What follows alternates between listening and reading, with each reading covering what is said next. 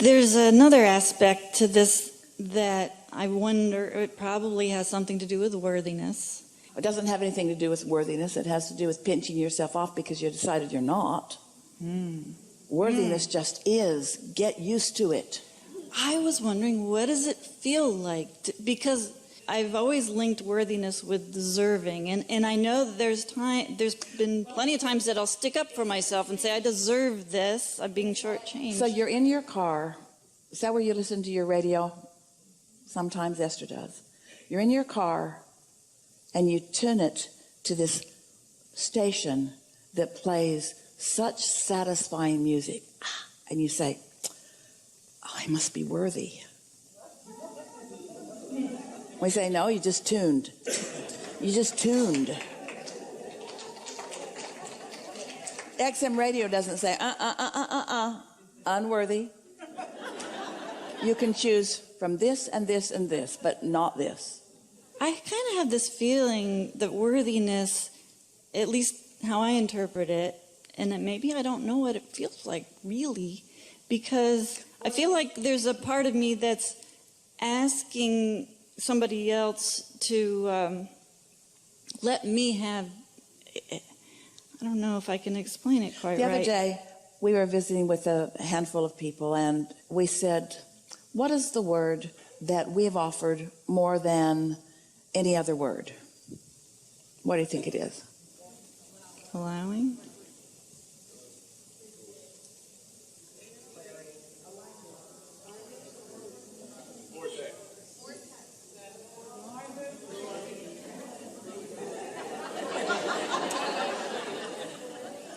Drum roll, please.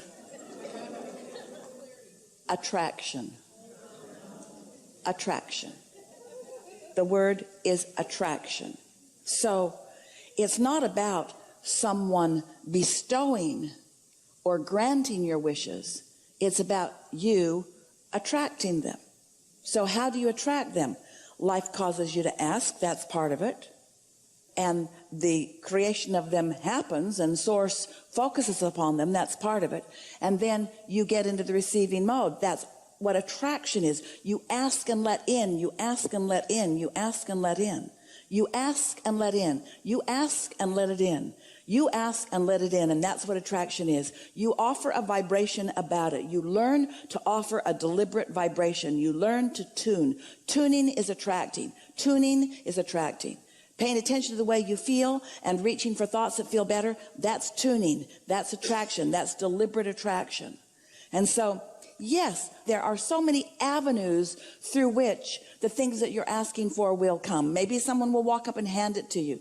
There are endless ways that your wishes are granted, so to speak. But it's about attraction. It's not about anything else. Because if you didn't have the experience that caused you to ask, and then you didn't have the sensitivity to your emotional guidance system that caused you to allow, then you couldn't experience what you're asking for. Worthiness is something that man makes up when he holds himself in vibrational discord to what he wants, and he says, I know I would not do this to myself, so somebody else must be doing it. And if somebody else is doing it, then they must have some standard by which they're doing it. They must have some rules that clearly I am not keeping, because if I were keeping their rules, if I were worthy to their rules, then they would give me what I'm asking for, since I erroneously and incorrectly believe that they hold the power to me, which they do not. You see, that's helpful. Is that helpful? In order to be worthy, somebody else has to be petty. Yes? Does Source love you or not? Yes, all the time. It's not the absence of Source's love that doesn't let you have what you want. It's the absence of your own love. That's the discord, you see. So rather than saying, I'm unworthy, say, I'm sloppy in my thinking. Rather than saying, I'm unworthy, say, I'm willing to feel negative emotion and put up with it. Rather than saying, I'm unworthy, say, I tune myself out of vibrational alignment with my own desires. And then I blame some outside force for the lack of bestowing to me, when all along it's me letting it in or not.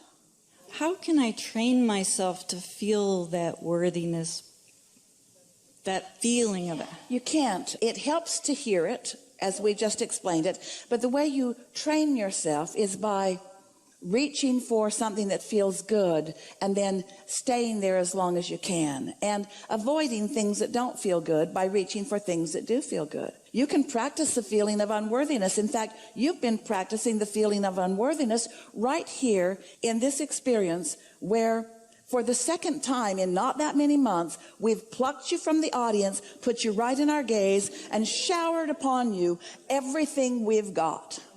And still, you can, if you want, say, I know. And the very first time I well, came... doesn't that seem silly, though? And doesn't it seem like something that you don't want to do anymore?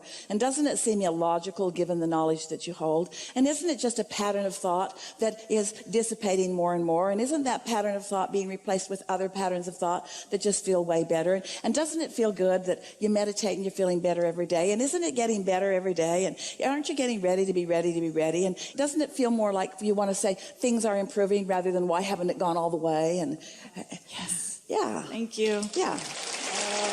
Yeah. It's slowing that train, that momentum down, because it was... Well, the way you slow the train is by not talking about it. But the thing is, law of attraction, that doesn't work. The law of attraction, it doesn't matter whether you're saying it out loud or not. You're broadcasting the thoughts. The law of attraction is still getting a hold of the thoughts, whether you're saying it out loud or not.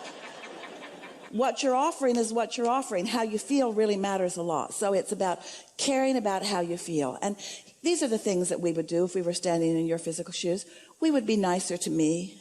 We'd be nicer to the me that is you. We'd be nicer. We'd rest more. We'd play more. We'd do more of the things that are pleasing to us. We would deliberately soothe ourselves. We would reach for nice feeling thoughts and experiences. We wouldn't watch hateful things. We wouldn't spend any time with the news these days. We would reach for things that feel better. We would care about the way we feel first and foremost. But having said all of that, we know law of attraction is responding to what you've got going on. And sometimes there's just not enough willpower to stop the flow of your own attraction. So it's helpful to say, first of all, this is my attraction. It's not somebody else's assertion. So I'm doing this to myself. Somebody else isn't doing it to me. And since I'm in control of it, I could ease up a little bit if I wanted to. Just be easy about it. You're doing extremely well. Everything's relative, isn't it? Everything's relative. Who would like to be charged with the responsibility of determining the happiest person on earth? Wow, what a job that would be. Take a lot of time to interview all of them. And they're moody too, because sometimes they're in alignment and sometimes they're not.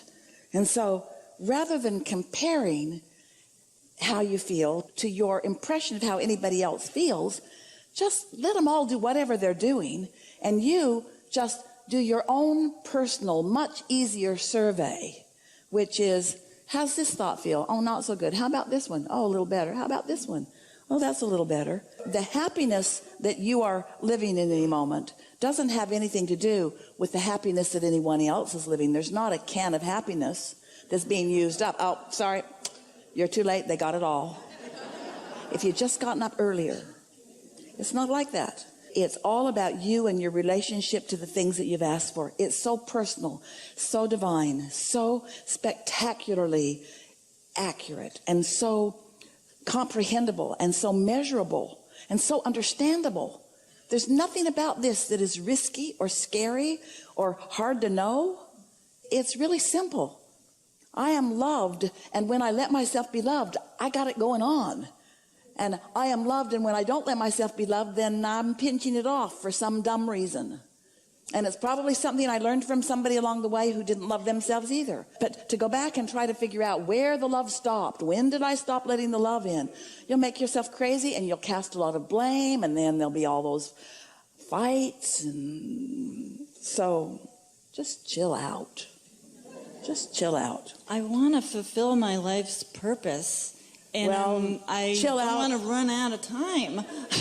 I've got all these ideas of things I want to do, and then I don't manifest them because I'm on to another idea, and then that doesn't happen, and I'm on to another, and I'm always wanting and getting excited. And then You missed the point that we offered earlier, and that is, if you have an idea and it feels good as it's unfolding, and then you don't take it all the way to manifestation, but then you get another idea and it feels good, but you don't take it all the way to manifestation, that's like saying, I'm on a never-ending journey of happiness. The manifestation isn't the point. The manifestation was only the excuse for the journey. The manifestation is only the excuse for the journey.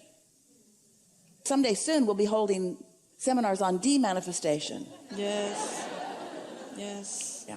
Yes. Enough? Yes. Oh, Get out. Oh, yeah.